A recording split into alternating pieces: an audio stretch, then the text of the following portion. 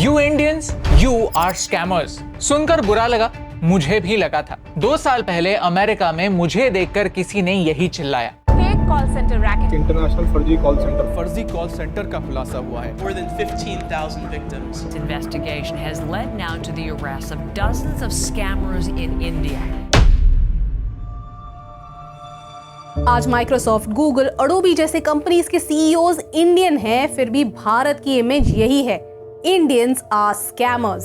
YouTube पर scam calls search कीजिए, आपको कई वीडियोस मिलेंगे और इन सारे वीडियोस में इंडियंस ही स्कैमस्टर्स होते हैं। और तो और एक शहर का नाम बार बार रिपीट होता है, कोलकाता। एक जमाने में कोलकाता भारत की कल्चरल कैपिटल हुआ करता था। न जाने कितने artist, poet, scientist, authors, film makers Bengal ने हमें दिए, लेकिन आज कोलकाता देश की स्कैम कैपिटल बन चुका है। YouTube पर Jim Browning, scammer payback, mark Rober जैसे चैनल्स ने न जाने कितनी बार स्कैमर्स की लोकेशन पिन पॉइंट एक्यूरेसी के साथ पुलिस को बताई है। लेकिन स्कैम सेंटर्स आज भी भारत की इमेज दुनिया भर में बर्बाद कर रहे हैं। चलिए समझते हैं कि कोलकाता देश की स्कैम कैपिटल क्यों बन रहा है और इससे हमें क्या फर्क पड़ता है। चैप्टर 1, स्कैमिंग इंडस्ट्री कितनी बड़ी है। चलिए नंबर्स से शुरुआत करते हैं। भारत के स्कैम कॉल सेंटर्स हर दिन 3000 करोड़ का बिजनेस करते हैं। 3000 करोड़ एवरी डे, यानी ये स्कैम कॉल सेंटर्स मिलकर हर दिन एक स्टैचू ऑफ यूनिटी बना सकते हैं। हर 3 दिन में विजय माल्या ने लूटा हुआ सारा पैसा लौटा सकते हैं। हफ्ते भर में अटल सेतु बना सकते हैं। और इन स्कैम सेंटर्स की कैपिटल है right in the heart of India. Kolkata, India. Jim Browning एक यूट्यूबर है जो ऐसे स्कैम कॉल्स एक्सपोज करते हैं, उनके आईपी एड्रेस को ट्रैक करके उनकी लोकेशन एक्सपोज करते हैं और लोकल अथॉरिटीज को इन्फॉर्म भी करते हैं। उन्होंने कहा कि 95% स्कैम कॉल्स इंडिया से आते हैं। मार्क रोबर ने कुछ साल पहले ऐसे ही एक कॉल सेंटर के कंप्यूटर में हैक करके देखा तो उन्हें पता चला कि उनका डेली टारगेट $65,000 था, यानी 52 लाख रुपए डेली। और ये एक कॉल सेंटर है जो हफ्ते के 5 दिन ऑपरेट करता है। इमेजिन, ऐसे 100 से ज्यादा स्कैम कॉल सेंटर्स ओपन हैं इंडिया में। FBI ने एक डेटा रिलीज किया जो कहता है कि भारत के स्कैम कॉल सेंटर्स ने अमेरिका से $10 बिलियन लूटे हैं, और वो भी सिर्फ 1 साल में। पिछले साल ईडी ने वेस्ट बंगाल में मेट टेक्नोलॉजी प्राइवेट लिमिटेड को बंद करवाया। कुणाल गुप्ता नाम के एक किंग पिन को पकड़ा भी और कुल मिलाकर 67 करोड़ के एसेट्स जब्त किए। नेक्स्ट क्वेश्चन, लोग यहाँ काम क्यों करते हैं? क्योंकि शुरू में ये call centres legitimate call centres लगते हैं। अगर आप अमेरिकन एक्सेंट में इंग्लिश बोल सकते हैं, बाय दैट आई मीन आप आर की जगह आर बोल सकते हैं, देन यू आर हायर्ड। और शुरू में आपकी सैलरी क्या होती है पता है? 5,20,000 रुपए पर ईयर, नहीं पर मंथ। और इतनी सैलरी में आपका काम सिर्फ एक ओपनर का काम होता है, जहां आप पैसों की वसूली करते ही नहीं, क्लाइंट को बस आइडेंटिफाई करते हो और वसूली के लिए आपके सीनियर को कॉल फॉरवर्ड करते हो। असली स्कैम सीनियर करता है, जिसकी मंथली सैलरी 12 लाख रुपए होती है। सोचिए, एसी रूम में बैठकर कुछ घंटे फोन पर बात करके अगर आप महीने के लाखों रुपए कमा सकते हो तो नियत सबकी गिर ही जाती है। सोचिए, अगर आप एक रात में उतना पैसा कमा पाए जो आप पूरे साल मेहनत करके नहीं कमा सकते, तो करना कुछ नहीं है। अच्छी इंग्लिश आती है, स्क्रिप्ट पढ़ सकते हो, तो 1 घंटे में 10 कॉल करने हैं। एटलीस्ट 2 बंदे फंस ही जाएंगे। चैप्टर 2, पुलिस एक्शन क्यों नहीं लेती? स्कैमर पेबैक हर वीडियो में किसी स्कैम कॉल सेंटर में हैक करता है और 10 में से 9 बार स्कैम कॉल सेंटर कोलकाता का ही होता है। कोलकाता में इतने स्कैम कॉल सेंटर्स क्यों हैं? कई रीजंस। कोलकाता के प्रॉपर्टी रेट्स दूसरे मेट्रो सिटी से कम है, तो स्कैम कंपनीज के लिए यहाँ आईटी पार्क्स में प्रॉपर्टी रेंट करना, सेटअप करना और पुलिस के नजर आने पर वहां से उड़न-छू हो जाना आसान है। दूसरा रीजन है अनएम्प्लॉयमेंट। बिहार, झारखंड, वेस्ट बंगाल में प्राइवेट जॉब्स की कमी है, यानी यहाँ के युवा के पास अपॉर्चुनिटीज बहुत कम है, तो इंग्लिश बोलने वाले जरूरतमंद एम्प्लॉइज ढूंढना आसान है। जहाँ बेंगलुरु हमारी सिलिकॉन वैली बन चुकी है, कोलकाता हमारी स्कैमर वैली है। स्कैमर्स के लिए पुलिस से बचने के बहुत तरीके। एक है घूस खिलाओ। एक रेडिट पोस्ट तो ये भी कहती है कि पुलिस को ब्राइब देना यहाँ पर आसान है। Well, I know nothing about it, क्योंकि मैं कोलकाता में रहता नहीं हूँ। अगर आप बंगाल से हैं तो मुझे बताइए, क्या बंगाल इतना करप्ट है? दूसरा तरीका है अपने एम्प्लॉय से एक्चुअल कॉल सेंटर्स का काम भी करवाओ और दिन में कुछ ही घंटे स्कैम कॉल करवाओ। तीसरा तरीका है पुलिस को लोकेशन का पता चलने पर बोरिया बिस्तर उठाओ और शिफ्ट हो जाओ। ऐसे कई सारे टेलीग्राम ग्रुप्स हैं जहां स्कैम कॉलर्स एक दूसरे को रेड से पहले वार्न करते हैं। कई बार पुलिस एक्शन लेना चाहती तो है लेकिन उन्हें प्रूफ नहीं मिलते क्योंकि विक्टिम्स देश के बाहर होते हैं। कुछ रेयर केसेस में स्कैमर्स को सजा होती भी है, जैसे 2017 में जर्मन पुलिस इन्वॉल्व हो गई। जर्मन प्रोसिक्यूटर खुद भारत आए और कोर्ट में हाजिर हुए, तब जाकर स्कैमर्स को 9 महीने की जेल हुई और पैसे जब्त हुए, लेकिन सजा सिर्फ 9 महीने की ही हुई। FBI और इंटरपोल ने स्कैमर के अगेंस्ट एक्शन लेने की सोची। उन्होंने दिल्ली पुलिस की मदद ली और US एम्बेसी में एक परमानेंट टीम बनाई। FBI, Interpol, Delhi police, US embassy भी इन्वॉल्व होने के बाद क्या स्कैम कॉल सेंटर्स बंद हुए? नहीं। क्यों?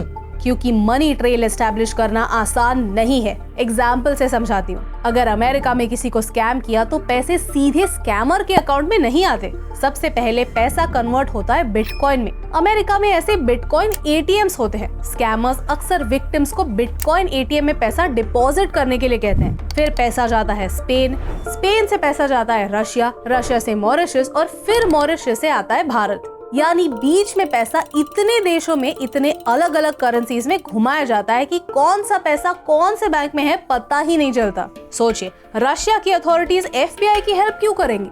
जब तक मनी ट्रेल प्रूव नहीं होती तब तक स्कैम कॉल सेंटर्स बंद नहीं हो सकते। हमारा जस्टिस सिस्टम कुछ ऐसा ही है। सच दिन के उजाले जितना साफ क्यों ना हो, अगर अलार्म बजने का प्रूफ नहीं है तो आंखें मूंद कर सबको सोने की अनुमति। चैप्टर 3, इंडिया की इमेज।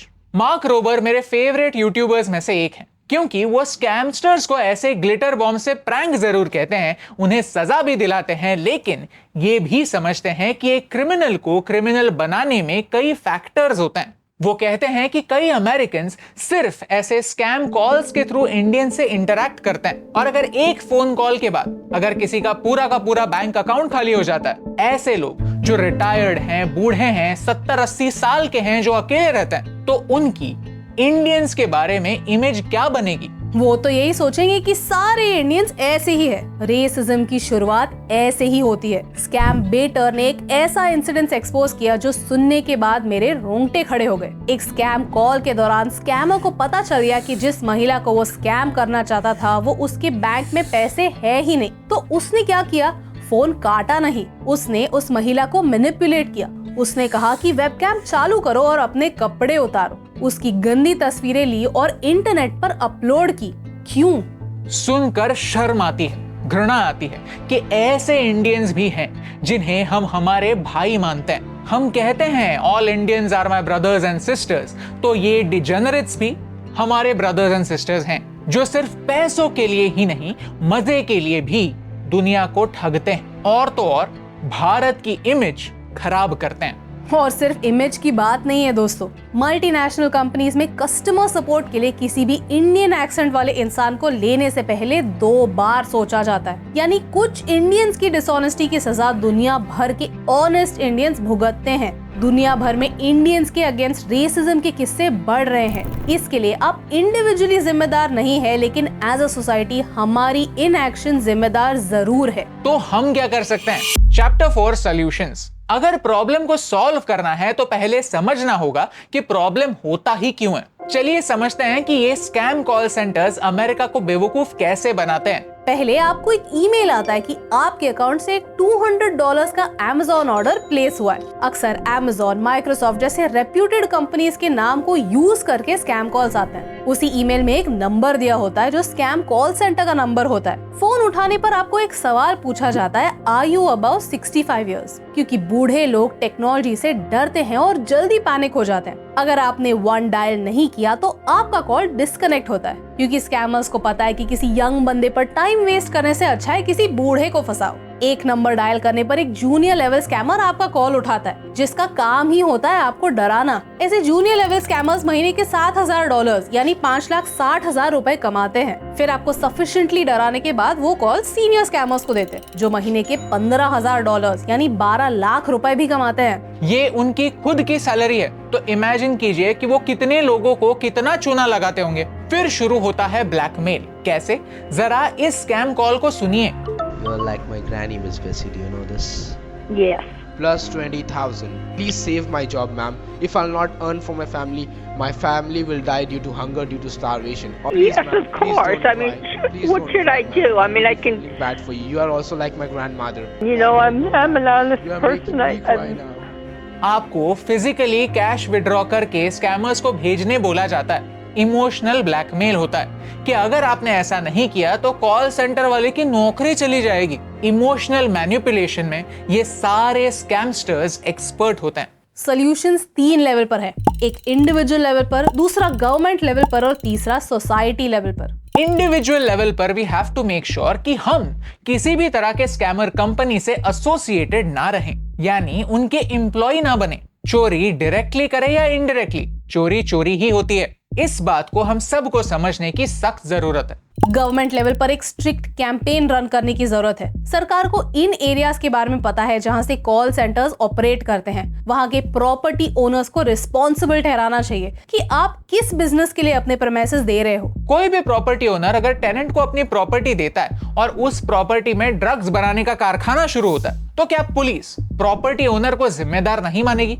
जरूर मानेगी। तो यहाँ हम इतने रिलैक्स्ड कैसे हो सकते हैं? अक्सर एम्प्लॉइज की हायरिंग टेलीग्राम पर होती है। सरकार को ऐसे टेलीग्राम ग्रुप्स पर एक्शन लेने की सख्त जरूरत है। इनफैक्ट टेलीग्राम को एज अ कंपनी सोचना चाहिए कि उस ऐप पर इतनी पायरेसी, इतने स्कैम्स क्यों हैं। At the same time x employees को इंसेंटिवाइज करना होगा कि वो खुद इन स्कैम सेंटर्स के अगेंस्ट आवाज उठाए। उन्हें अगर प्रोटेक्शन मिलेगा तो शायद वो खुद गवाही दे सकते हैं और पुलिस की मदद भी कर सकते हैं। और नंबर 3, सोसाइटी लेवल पर अनएम्प्लॉयमेंट लोगों को क्रिमिनल बना सकता है। देश में हर साल 20 मिलियन जॉब्स की जरूरत है और हम सिर्फ 5 मिलियन नए जॉब्स बना सकते हैं। बाकी के 15 मिलियन लोगों को जॉब्स मिलने वाले नहीं हैं। अनएम्प्लॉयमेंट देश के लिए सबसे बड़ा क्राइसिस होने वाला है, जो कई सारे ऑनेस्ट लोगों को भी क्रिमिनल बनने पर मजबूर करेगा। हमें स्कूल में किताबी एजुकेशन से ज्यादा मॉरल एजुकेशन की जरूरत है। हमें मॉरल्स कभी सिखाए ही नहीं जाते। टाइम पर आना, किसी से झूठ ना बोलना, दूसरे के दर्द को समझना, ये हमें कभी सिखाते ही नहीं। मेरे जिम के पास एक पुलिस स्टेशन है जहां एक लाइन लिखी हुई है, कोणी बघत नसताना आपले काम प्रामाणिकपणे करणे हीच खरी प्रामाणिकता। जब सब देख रहे हैं तो हर कोई ऑनेस्ट ही होता है। अगर सिर्फ और सिर्फ पकड़े जाने का डर आपको ईमानदार बनाता है तो आप ईमानदार कैसे? जब कोई नहीं देख रहा तब भी जो ऑनेस्ट है वही असल में ईमानदार है। ये बात स्कूल लेवल से ही सबको सिखानी होगी। एजुकेशन लेवल से ही हमें इंडियंस को मॉरल बनाना होगा। हम मटेरियल वेल्थ पर फोकस करते हैं, बड़ी गाड़ी, महंगा फोन, ऊंची बिल्डिंग में घर, सक्सेस इसे ही कहते हैं। फिर वो सक्सेस चोरी की हुई सक्सेस ही क्यों ना हो। ऐसे करते करते इंडियंस फाइनेंशियली रिच तो हो सकते हैं, लेकिन स्पिरिचुअली हम गरीब ही रहेंगे। अगर आपको इस वीडियो से वैल्यू मिली तो ऐसे स्कैमर्स को एक्सपोज करने में हमारी हेल्प कीजिए, भारत की इमेज सुधारने में हमारी हेल्प कीजिए। इस वीडियो को शेयर कीजिए, क्योंकि हमें विश्वास है कि अगर इस एक वीडियो से हम एक युवा को स्कैमर बनने से रोक पाए, एक स्कैमर को स्कैम की दुनिया से बाहर निकाल पाए, एक पुलिस ऑफिसर को एक्शन लेने पर मजबूर कर पाए, तो शायद भारत की इमेज 1% ही क्यों ना हो, हम बेहतर बना सकते हैं। क्योंकि एक के करने से क्या फर्क पड़ता है, लेकिन एक एक के करने से बहुत फर्क पड़ता है। और इन दो लाइंस में सिर्फ एक का फर्क है, and that's the reason why फर्क पड़ता है। हे दोस्तों, thank you so much for watching this video till the end. अगर आपको ये वीडियो अच्छा लगा तो वो लाइक बटन प्रेस कीजिए। ऐसे ही और वीडियोस देखने के लिए चैनल को सब्सक्राइब करना ना भूलिए। डार्क वेब क्या होता है इसके बारे में जानने के लिए ये वीडियो देख सकते हैं। अगर आप चैन की नींद सोना चाहते हैं तो ये वीडियो जरूर देखिए। Thank you so much for watching, क्योंकि आपके सपोर्ट से हमें फर्क पड़ रहा है।